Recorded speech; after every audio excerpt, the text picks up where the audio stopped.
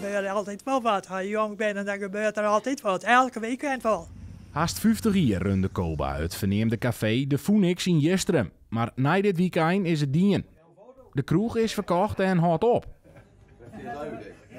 Alles moet opgerommeld worden en het laat je al lang.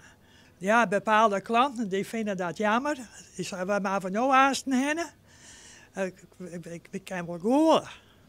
Ik ben nu aasten 83 jaar. Het houdt op. Nog één keer wordt alles kleermaken voor de stamgasten. Dit weekend organiseert Beppersisser René van de 20 FM nog een feest in het dorpscafé dat ik jarenlang zie als een soort van dorpshuis. Ja, het is een piratenfeest. En dan ben we altijd bij ons en dan... de snijs hebben we altijd live muziek. En wat had dat feest te maken met deze kroeg? Ja, het staat eigenlijk wel wat apart. Het is net een apart sluitfeest voor de Phoenix, maar dit is nou wel snijden en dan is het gebeurd. Snijden voor het laatst. Dus ja, dat doet misschien wel wat, ja. Verste weerde in de Phoenix wie Johan Wiegers. Hij werkt er al sinds zijn 12e en is vergroeid met de zaak. Geen meisje de zaal en dit en dat. Al niet. Brood werk. En een feestje weer dit en dat.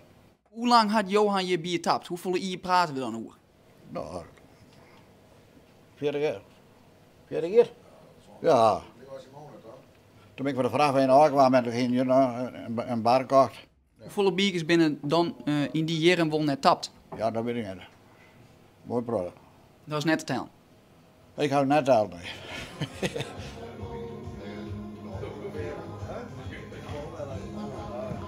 En wat betekent dat nou voor jou dat dit volledig de doren sluiten voor niks? Jammer, hè?